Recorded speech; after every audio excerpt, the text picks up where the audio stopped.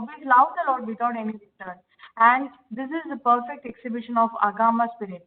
Kama spirit or the desire for one's own satisfaction is fully exhibited in the material world, whereas the spirit of Agama is fully exhibited in the spiritual world. Thank you, Mataji. Thank Sunil you, Prabhu, Prabhu. are you there? Sunil Prabhu, Aparna Mataji. Sir, yes, finally, Prabhu, yes. Thank you, sir. Oh, Jai Ho Prabhu. Prabhu, can you please read this slide? You or Mataji? Yeah, Prabhuji. The first paragraph, right, Prabhu? Sorry, Prabhu? Starting from the first paragraph, right, Prabhu? Yeah, yes, Throughout Prabhu, yes. thoughts of. Okay, Prabhu. Thoughts of becoming one with the Lord or being merged in the Brahmajyoti can also be exhibition of karma, spirit, if they desire for one's own satisfaction to be free from the material miseries. A pure devotee does not want liberation, so that he may be. So, Prabhu, continue करो. हाँ माताजी Okay, continue वो okay. Para आप ले सकते हैं next para प्रभु ले सकते हैं अच्छा अच्छा ठीक है प्रभु.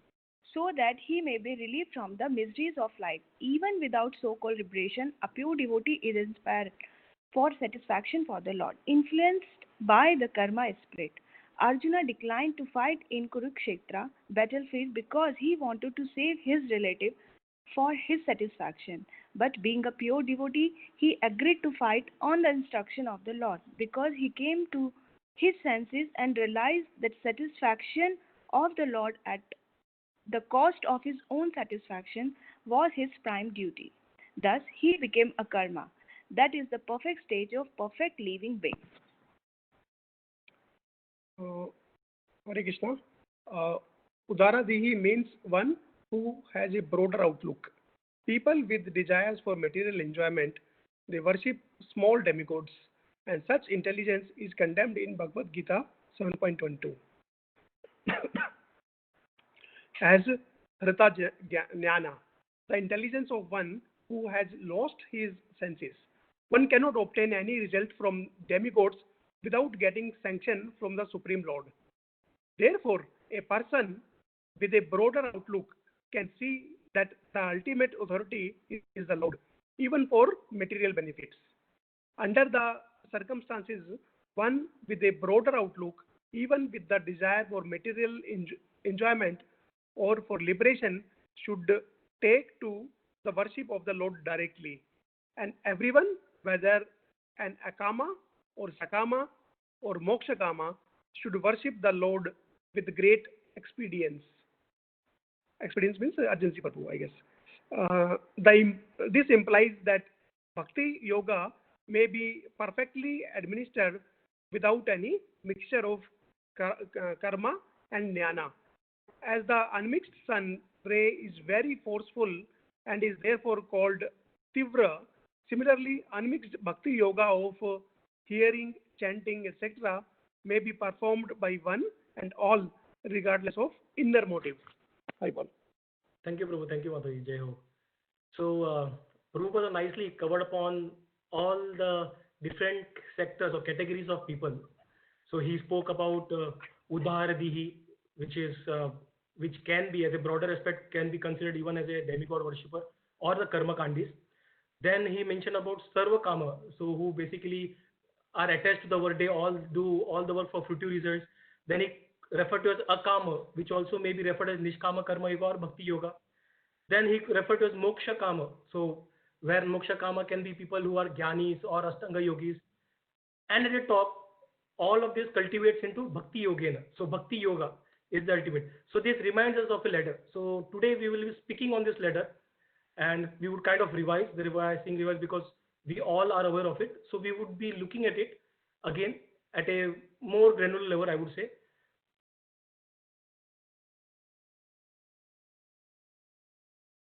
So let me just bring up the ladder.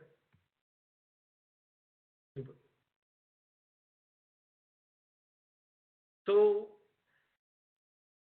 at the bottom of the level, or before even we reach the level, we have something called as animalistic life.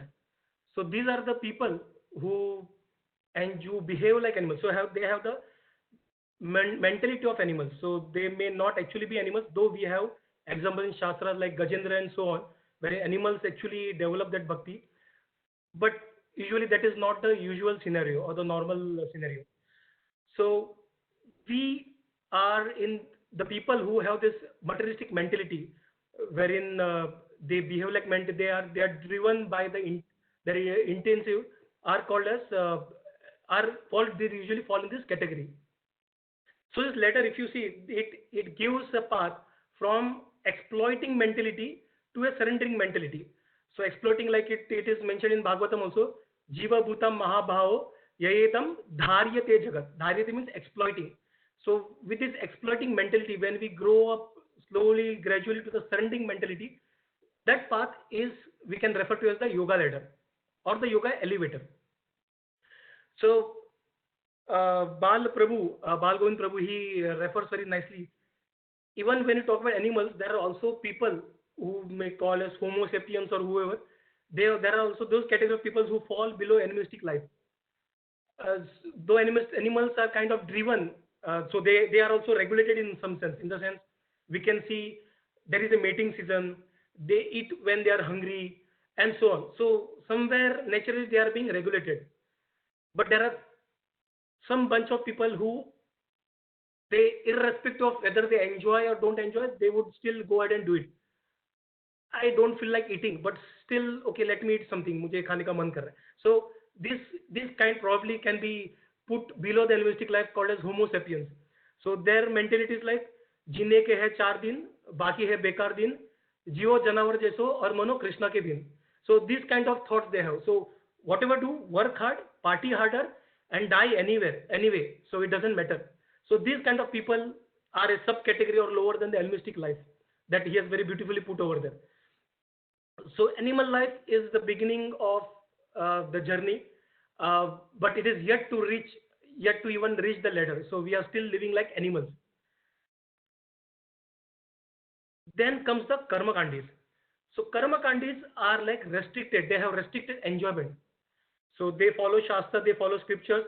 They understand that there is someone above them to whom they should surrender. So this surrender may be, they may not surrender to Supreme, but they surrender to Devatas, who are the administrator of the complete universe.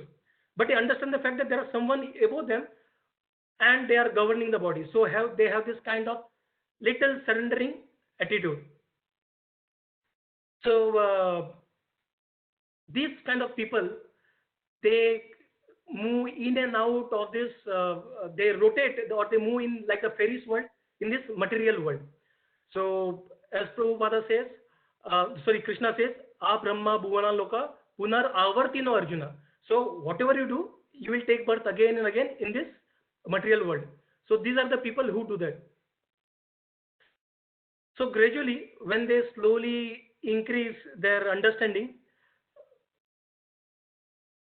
they reach to the state called as Karma Yoga. So Karma Kandas are still not on the ladder, but they are kind of, they have their eyesight on they have the sight on the bottom of the ladder. So they are thinking, okay, I should do that. So when they perform this, when they enjoy, there is some kind of detachment over here, because they are doing as per the restrictions prescribed by the Shastras.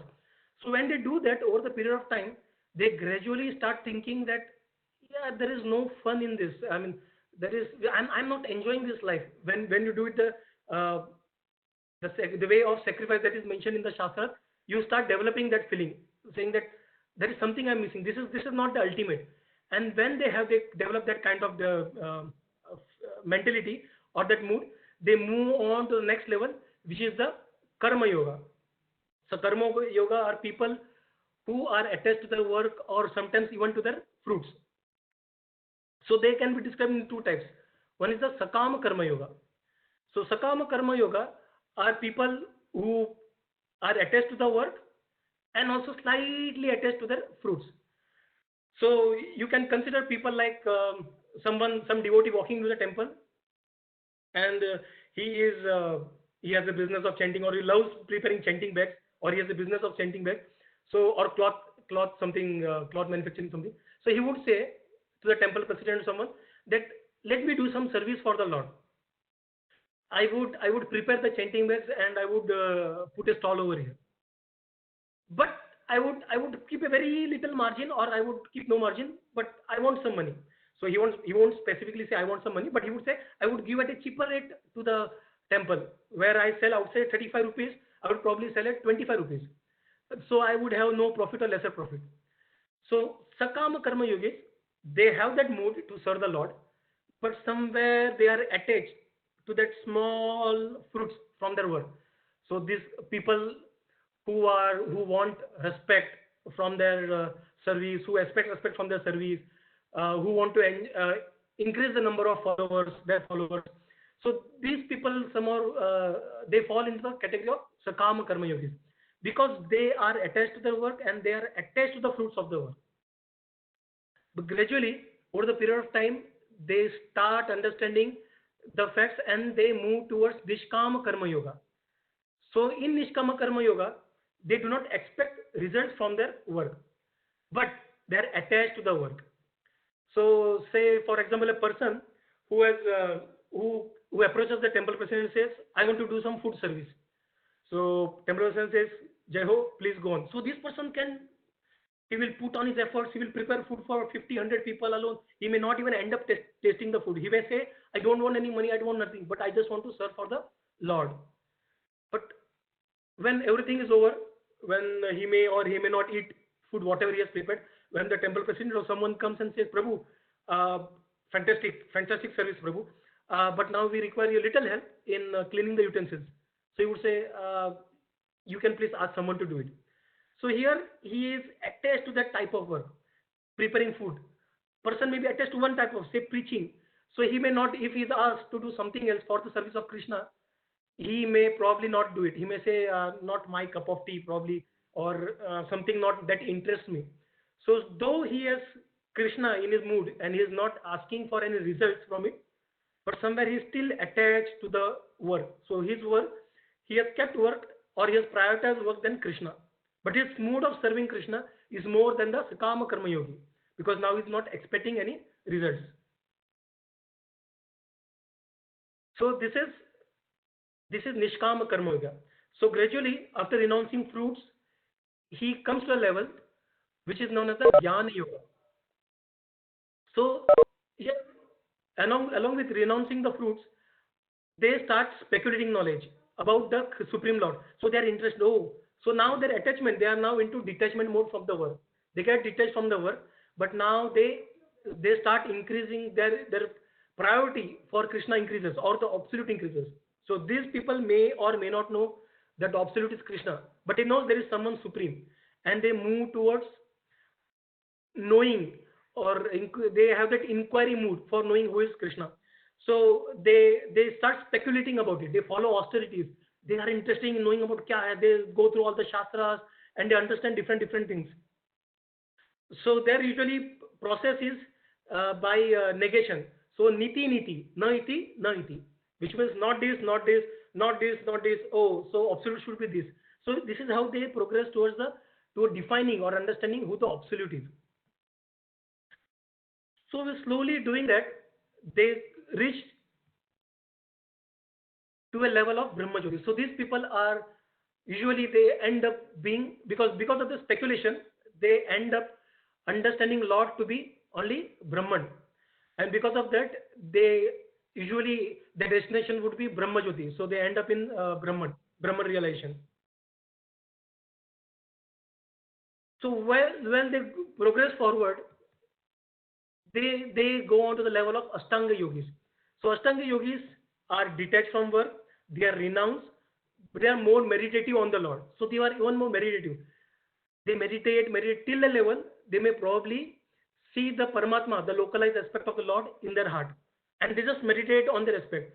So for them, they believe that this is the ultimate destination, because that is so blissful that they think there is nothing better than this.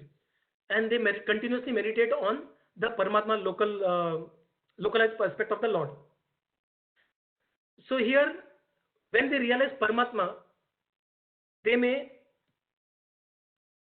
at the initial stages of Ashtanga Yoga, which is called Yama, Niyama. Yama is basically abstaining something. Niyama means observing some regulations. Then it is asanas, different type of asanas, which are postures, pranayama. Gradually they increase to the breathing posture, pratyahara. They, when they increase breathing posture, they withdraw themselves from the external attachments. So these kind of different steps of eightfold, they come under the initial stages of called yoga ruruksha.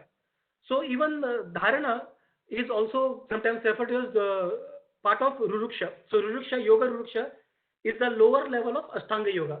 So these uh, six limbs are they can be related to yoga ruruksha. So people in this level are at a very preliminary stage, and they may end up thinking that, oh, this Paramatma, is that me? He is me. So this kind of, so they think that the Paramatma realization is he himself, and there is a possibility that these people usually end up again into Brahma Jyoti, because they start considering himself of merging with the Lord. So they end up in the Brahma Jyoti. But then there are people who go into Yoga Ruruda level. So here in Yoga Ruruda level, they think of the Supreme Lord, of the Paramatma, they focus on the Paramatma realization, and they have a mood of I want to serve the Lord. So they are in the mood of serving the Lord. Oh, I want to serve Him. And when they do this, they gradually go to the level of dhyana and later samadhi. So dhyana and samadhi can be related to Yoga Ruda level. So we had Yoga Ruruksha level and we had Yoga Ruda level. So initially, 6 steps can be related to the Yoga Ruruksha level, which is at the very initial stages of Ashtanga Yoga. And these people usually end up merging with the Lord in Brahma Jyoti. And the next 2 steps of Dhyana and Samadhi, these people, they end up Yoga Ruda, they end up in the meditating on the localized aspect of the Supreme Lord. Now, if by the mercy of the Lord, they get into association of the devotees, then they come to the level called as Bhakti Yoga, which is at the topmost of it. So Bhakti Yoga, it is inclusive of all these little all the different aspects which we have just discussed, which have gone through. So it has detachment. We do not desire for the fruit of our actions. We are meditative, and we have the knowledge of the Lord. So we have everything that is inclusive of our previous aspect or previous categories of people. But the additional we have is we have loving devotional. We have that bhava, the loving devotion for the Lord. So that is that is the ultimate position, as even Prabhupada mentioned his purpose, and the Lord himself says that Bhakti Yoga, the loving devotional service for the Lord. So in our case, where do we actually fall on this ladder? So if you actually see, we kind of fluctuate in this level. So sometimes throughout the day, in the morning probably when we do chanting, we may somewhere look into the Bhakti Yoga or the Yoga Ruda level. But across the day, we may again come down, we may expect something from our seva, and probably people like me also may end up into animistic life. So throughout the day, we fluctuate throughout this ladder. We go up, come down, we go up, come down. So we are kind of covering all the levels of the ladder, ensuring that we don't miss on anything. So we are kind of fluctuating up and down. So while we do that, there is also a different angle to looking at it. We may also call ourselves at the Bhakti Yoga level. Why? It is not because of our own endeavors, but because of the mercy of our gurus and because of Srila Prabhupada and different acharyas. So because of them, we have somewhat we have been moved away from this ladder, and we have been told, hey, this ladder may not suit you. It is not something that you would be interested in. Have something something better than that, and something that would take you up to the top. So we say what? And the answer is Bhakti Yoga elevator. So again, with the animistic life, when a person approaches the Bhakti Yoga ladder, or they are being connected to Bhakti Yoga ladder by pure devotee of the Lord, then our journey in the Bhakti Yoga elevator starts. So it starts with surrendering and having association of the pure devotees of the Lord. So when we do that, we start with the sadhana bhakti. So sadhana bhakti is regulated or controlled steps which has been given for doing our bhakti. So sadhana bhakti can be again of 2 types. One is Vaidhi. Vaidhi is purely regulated. So basically we do service as per the regulatory principles. We follow the orders of our spiritual masters, and as per the orders we do the service. We do the service again as per the scriptures, and there is no question of refusal. We do not refuse it. So we strictly follow what has been ordered or prescribed by the Shastras. That is the Vaidhi philosophy. Oh, sorry, that is the Vaidhi level. But gradually, over the period of time, as we continue doing our regulated service, we may move on to the next level. So in the 9 steps of Bhakti Yoga, when we have that faith in Krishna, we go down to the we connect with the devotees. We have the desire. It starts with desire. So we connect to the pure devotees of the Lord because we have the desire to know about the absolute or get connected in this movement. So we gradually get connected with the devotees. With the association with devotees, our faith gradually increases, and then we get initiated by the spiritual master, and under his guidance, we do the worship of the we worship the Lord, and then by continuously by doing that and under the guidance of the spiritual master, we kind of get detached from the material attractions, and we become very steady in our journey towards reaching the Lord, and ultimately we get the taste of hearing and chanting the name of the Lord or the pastimes of the Lord. So these steps can be somewhere related to the Vaidhi. So Vaidhi principle is basically where we are kind of still regulated, and we have just acquired the taste for listening and talking, speaking about the pastimes of the Lord. And after we do that, we go on to the next stage, Raganga. So Raganuga level is basically the next level wherein after we have followed all the restricted principles, what we do, we slowly, gradually develop that love for Krishna. So initially, what we, initial pages, like we did Mangala Arati, we did chanting because we were told by our spiritual master, we were told by our Shiksha Gurus, we understood by the Shastra that this is what has to be followed. Gradually, we went to the level wherein we, over the period of time, started developing the taste. We may or may not have developed for all the activities, but at least I can say in our case, we have developed the taste for Mangala. So even if we were we had a superior supervisor hand on our head, even if we did not have it now, but still we continued because we started getting that ruchi, and because of that we were kind of had that asakti, though it may or may not be in minimal level, but we still developed that asakti towards the Lord, towards Krishna. And when we do that over the period of time, so we slowly kind of we start following people from Vrindavana, which are also referred to as Ragatmika. So Ragatmika are even where this love for Krishna, attachment to Krishna is even more spontaneous. And when we do that, slowly we reach to the stage of called Bhava Bhakti, which is corresponds to the Bhava level. So Bhava Bhakti is very preliminary stage of love for Krishna. And gradually as we progress, with the mercy of Krishna, with the mercy of Acharyas, we reach to the stage of Prema Bhakti, which corresponds to the final stage called Prema, which is the mature stage of love for Lord. So this is the elevator, the Bhakti Yoga elevator, which we are currently, thanks to Srila Prabhupada and mercy of our Gurus, we are actually in this elevator. And with proper sadhana bhakti, we may develop the Bhava Bhakti, and ultimately probably we may reach somewhere near the Prema Bhakti, though it is considered to be very, very difficult. But even if we reach Bhava Bhakti, that enough gives us opportunity to go back to Goloka Vrindavan. So while we talk about these different aspects about different ladders, we have elevators, we have ladders, and whatever not. So what exactly are we talking about? What is this practical application? So it is good we see about it philosophically. It looks nice. Okay, we understand different levels. But what is the practical application in our life? So first is basically monitoring our consciousness, which is very obvious. So when we see ourselves in this particular ladder, we see where we are sitting on this level. So if you see, oh, we are still on the sakam karma, I am still expecting fruits on my result, then we have to work on basically uh, get onto the next level or detaching the expectation for the fruits. So it is kind of a self-monitoring system.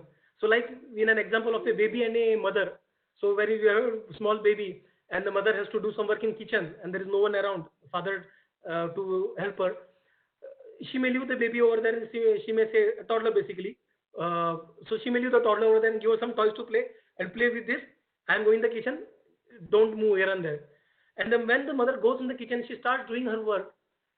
The baby immediately leaves whatever has been given to him or her, and the toddler will move towards something which he should not be going to, like putting finger in the fan or putting finger in the electric socket or trying to eat something which can be not good for the baby.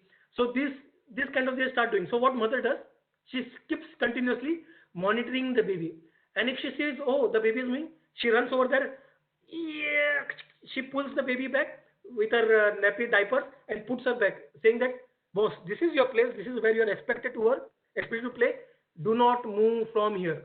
But the baby does not listen, it goes and the cycle continues.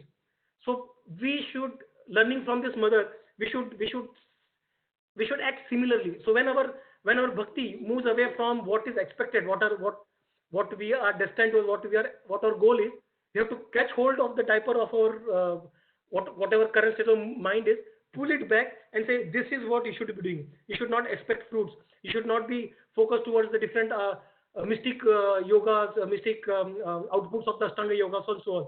This is what you should be doing. Sit here. Again, it would go. We should pull back. So, but this yoga ladder, may it be elevator or the ladder, it helps us monitoring ourselves and we can align ourselves by doing this. The next is becoming very passionate to the people at different levels. So when we have this when we have this compassion for the people, when we understand these people or the psychology or the mentality of people who work at different levels of ladder, we automatically develop that compassion towards the people. So like we have an example of Narada Muni and Mrugari. So Mrugari was merciless hunter. So he also did not kill animals directly at one shot. So he used to cut the throat, let the animals die by suffering the pain, and he would enjoy that and then take the animal for selling or eating. When Narada Muni saw that, he did not say, "Hey Baba, what are you doing? Don't kill, don't kill." He never said that. First he said is, why are you killing the animal just by slitting its throat and letting it suffer and then die? Why don't you kill it at first shot? When Mrugari heard this, he said, hey, ये तो अपने सही है. So he gave space to Narada Muni in his whatever earlier space he had. He said, oh, he's talking my language. Then he said, no, I enjoy it. I enjoy it. If Narada Muni said, oh Baba, you should not do this. This is not the way you should do it. You should avoid this, there and that. You would say, Baba, leave me. Go do your work. But then he saw, oh, this person is talking my language. He's not telling me restrict. He's not kind of putting some blocks immediately. He's telling, okay, kill, but directly kill. Then he said, okay, I enjoy it. That's why I do it. Then Narada Muni came to second level. He said, but you know about the scenes? So he's talking about the karma kand now, about scenes and different pious returns. And then slowly, gradually, he reached the level who we know as Valmiki. So gradually, he having compassion, understanding the different levels of the people, he had developed that compassion for Mrugari. Sorry, not Valmiki. And also understanding that Narada and Dhruva, even there, Dhruva was not actually into Bhakti Bhava. So what did Narada say? Okay, do Ashtanga Yoga, do deity worship, and chant his name, Om Namo Bhagavate Vasudevaya. So he did not say, no, you should only do chanting, you should say Narayana, Narayana. No.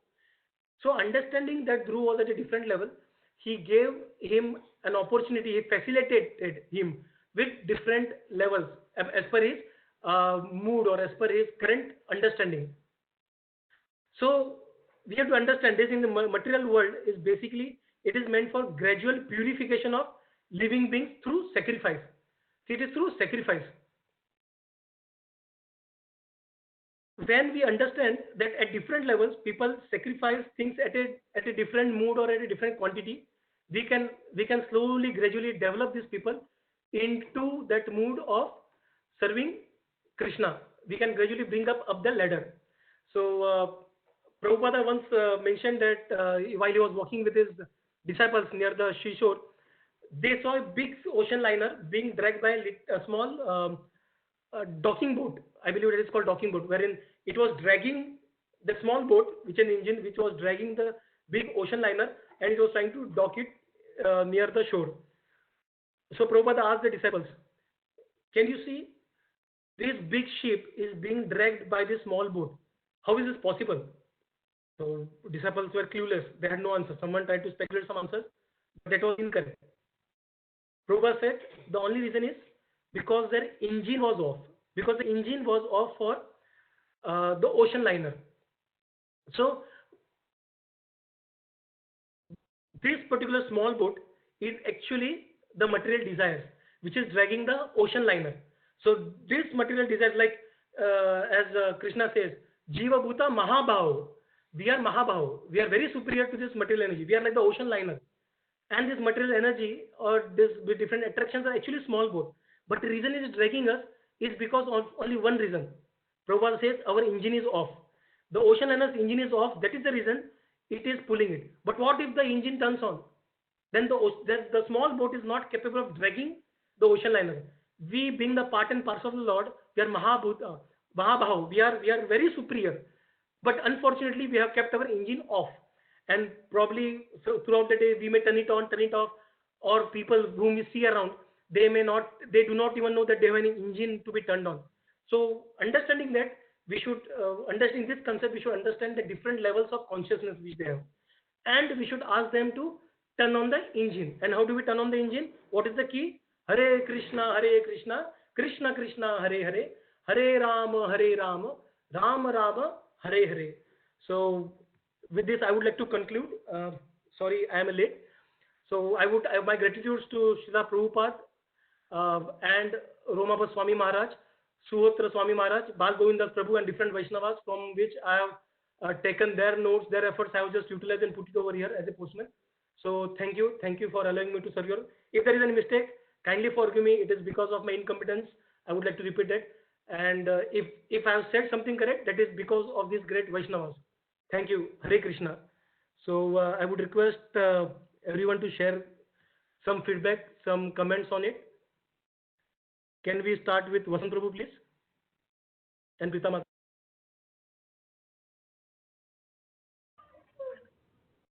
Thank you, Prabhu. Wonderful class. So that you the whole yoga lesson. You mentioned two things are very important. One is mercy, and the other is so that are compassionate towards conditioned souls. Hare Krishna, Vasant Prabhu. Yes, Prabhu, you are unable to hear? Now audible, bro. Now audible. Yeah. So very nice class. So you covered the yoga ladder very nicely. So like you mentioned, the main thing was like a compassionate or showing mercy towards all the living entities, not on the material platform but on the spiritual platform. So there is one particular pastime with Srila Prabhupada, where Srila Prabhupada's disciples were doing lot of couple of disciples doing lot of the sinful activities. So then they got the details conveyed to Srila Prabhupada. Then Tamal Krishna Goswami Maharaj might informed him. I think Srila Prabhupada will reject them, but Srila Prabhupada told, no, who am I to reject them?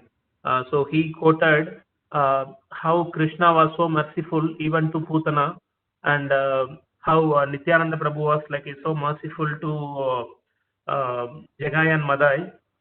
So who am I? They are so great souls. They themselves shown the mercy to all the sinful people. So I am very weak living entity. So you all are my armies. So if I lost any one of them, then it is a big loss for me. So I don't have any rejection towards anyone. So I will accept everyone. Like Krishna will show the right knowledge to you. He will show the right path.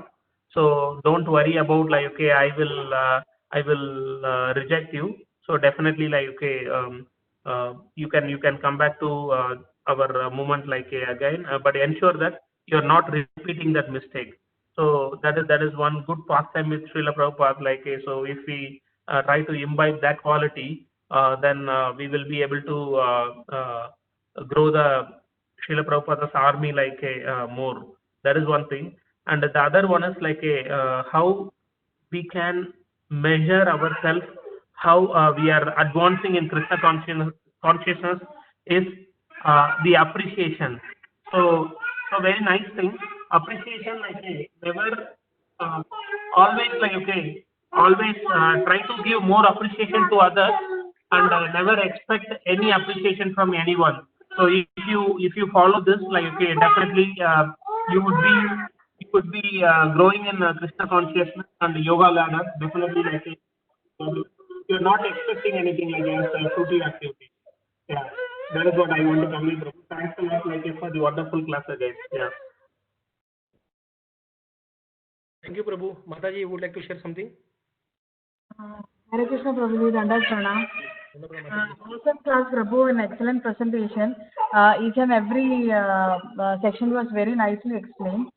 So I have one clarification, Prabhu. Like you said, like Karma Kanda is like as per the Vedas, like whatever been written in Vedas, and we used to follow that one, and we follow demigod worship, and we will attain the higher planets. So, what is the difference between Sakama as well as Karma Kanda? They both are almost the same, right? Sakama Karma Yoga and Karma Kanda level. There is a small difference, Mataji. While we are expecting fruits, that would be a similarity.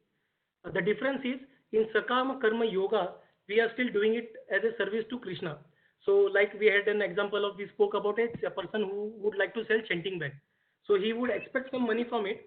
He is expecting some fruits out of it, but he is doing some service to Krishna or the absolutes for a higher being. But in Karma Kandis, we have no mood of understanding of higher being, the supreme personality. We just wanted the mood is completely of self sense gratification. So in Karma Kanda, whatever we do is we do regulated sense enjoyment, and with the only expectation that we, or the only mood is we want to enjoy everything. That's it. But it is regulated because we may get sins if we don't follow it, and we may get more better planets to enjoy like Swarg if you do it properly as per the Shastra. So this is the mood. Whereas in Sakama Karma Yoga, they are doing the service for the Supreme Lord, but at the same time they are expecting some results out of it. Though that results may not be like our Prabhu who was selling back, he did not sell it the price he was selling outside. They may reduce it somewhere, they would do it, but they would expect some results. But in Karma Kanda, everything is for me. There is nothing for the Lord. No Lord in the picture. It is just me, me, me. Devatas are just a provision for them to enjoy material world. That's it.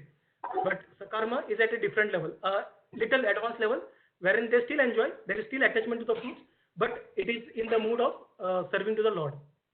Is that clear, Mataji? Yeah, Prabhu. Thank you so much, Prabhu. Oh, thank you, Mataji. Very good. Anything else you want to add, Mataji? Yeah, Prabhu. Hare Krishna, Prabhuji. You wanted to add anything else, Mataji? No, nothing, Prabhu. Okay. Hare Krishna. Thank you so much, Prabhuji. Thank you, Mataji. Thank you, Mataji. I'm just going from down to up. Sunil Prabhu, Aparna Mataji, can you please you would like to add something, Prabhu, Mataji? Yeah, Hare Krishna Prabhuji, and Pranam to all. Very nice session, Prabhu, and everything you explained in a very nice sequence. So the ordering and the way you were relating the things was amazing. Okay, Prabhu.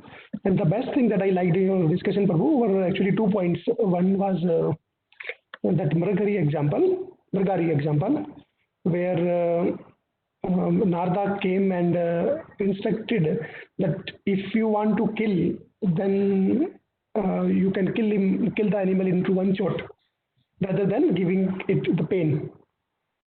So, Prabhu, if we know the literal meaning of halal, right? I feel it is exactly the same, Prabhu. They don't kill the animal in one shot. So, think of the example of Mrgai, who just used to enjoy. He did not have the second layer of religion attached to it. So, for him, it was very easy because right on the basis of right knowledge, if somebody says he can sacrifice what he enjoys, but if you put the layer of religion also, meaning, I mean, obviously there is no offense, but we know how the things are done, Prabhu. So if somebody is told that you should do it because this is the way, then it becomes much more sinful, Prabhu. So now, if we keep this thing into one side, Prabhu, and this is the lesson from Mrgari, and second was Narada Muni. So if we go to a factory, if a person joins the new job who is not a professional, okay, the day one he is assigned some task, he is given a mentor. The mentor tells him, for example, if it is a Nirma washing powder company, the person who is the mentor explains the new joinee that this is how you should pack 1 kg powder of Nirma, and this is the way you should put into the big box so that it can be delivered further. Basically, he mentors and tells him every minute instructions. But after 1, 2, or maybe 3 days, when the mentor sees that the person is good enough, then he does not guide him on every single day. Means the person is trained. Now, we take the example of Narada, okay. Narada Muni has given all his instructions, right? And through the parampara, their mercy is always with us. But now, we know we are into a place where Mrgari parampara is followed, and we, with the mercy of our parampara, should be so much compassionate, okay, rather than being away, okay, or thinking we should not do it. That is, of course, the fundamental thing. We must never think or doing this thing. But at the same time, we must be having the compassion like Narada Muni, because we are the Brahma Gaudiya Narada Parampara, I mean, right, Prabhu? And must have the compassion of the people around us who are following the Mrgari Parampara. So this is how, like, probably we can learn from that story, Prabhu. And the second thing that I liked from your session was the Hare Krishna Mahamantra is the key. So basically, the key solves the problem of how Mrgari and Narada fight. I mean, thing can be solved. So I'm not sure whether I was able to explain, Prabhu, but I mean, but your discussion gave a clue to think about that. Haribol. Thank you so much, Prabhu. Hare Krishna. Hare Krishna, Prabhu. Dandavat Pranam. Very, very nice class. Wonderful class. In fact, that you told about that leather part, na, Prabhu. Prabhu, actually, in your class, na, I like that example. Prabhupada's example. You told our engine is not working. Actually. It touched my heart, Prabhu, because the our consciousness is sleeping. That's why we can, and that senses are very small in front of our soul or consciousness, but the senses are dragging our whole body, everything is controlling. So just to actually we need to start our engine. That's all through Bhakti Yoga. So that's all, Prabhu. Nice class. Thank you. Hare Krishna. Thank you. Mamta Mataji, would you like to add something, Mataji? Hare Krishna, Prabhuji. As usual, wonderful class. All analogies, stories, pastimes of Prabhupada. You explained so nicely. It directly goes to the heart and soul. Very nicely, at last, this engine analogy which Prabhupada mentioned to the disciples, it clicked to me that the engine is actually not on. Everything is fine, and when the small boat can drag the big ship, so similarly with us, these small senses fetching our entire body and our entire everything which we, if the one which we try to do, but these senses are taking us away. So such a big click for me. Lastly, when you mentioned that the engine has to be on, yes, the consciousness for the Lord, for the devotional service. In fact, devotional service is not the complete answer. The loving devotional service is very, very important, because devotional service everybody can get engaged, but by affection, by loving devotional service is a very, very higher stage where we all have to practice, and that is the practice which we have to do each and every moment. In fact, as you said very nicely, every day we put up ourselves like a spider. We put up ourselves, then again we fall down, then again we put up. In morning the mode is something else, by afternoon the mood goes somewhere else, and by night it is somewhere like we even don't realize. So it is everyday story. Every day we wake up, every day we have a new life, and every day we can tell ourselves that come on, get up and start the engine. So thank you very much, Prabhu. Very nicely conveyed. You addressed many learnings to us. Thank you very much. Hare Krishna. Thank you, Mataji. Hare Krishna. Nice, Mataji. Thank you, Mataji. Yamansh Prabhu, can I request you to please share your comments? Yes, Hare Krishna, Prabhuji. Dandavat Pranam again. Thank you so much. Lots and lots of information and very high level class from my level. And I would like to repeat, what Panna Mataji and Mamta Mataji said.